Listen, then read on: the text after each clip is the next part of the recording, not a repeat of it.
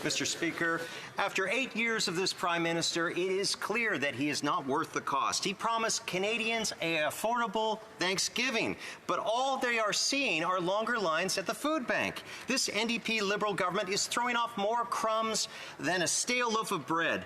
This half-baked loaf of higher deficits and carbon taxes is making it harder for Canadians to afford Thanksgiving. Will the Prime Minister deliver lower grocery prices, or admit he made a turkey of a promise, one that's empty on the inside?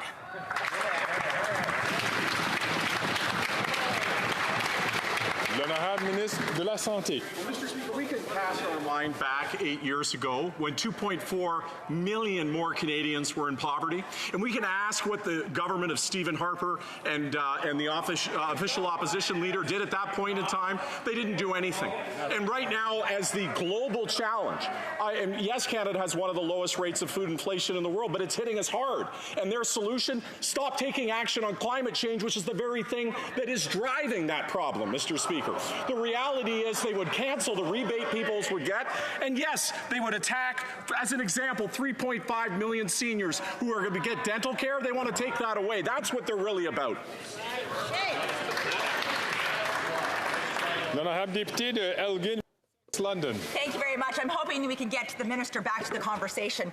Thanksgiving is normally a joyous celebration for families. However, this year, 7 million Canadians are struggling to put food on their table. After 8 years of this NDP-Liberal government and across Canada, food bank visits are skyrocketing, with our highest level in Canadian history, according to the CEO of the Canadian Food Banks. This Prime Minister is worth not the cost. Will the Prime Minister lower prices, or will he break his promise to all Canadians? L'honorable secrétaire parlementaire. Thank you, Mr. Speaker. And our government is focused on lowering grocery prices, and we have legislation on the table that will do that. But what are the Conservatives focused on? Well, in Alberta, they're trying to pull out of the Canada Pension Plan, Mr. Speaker.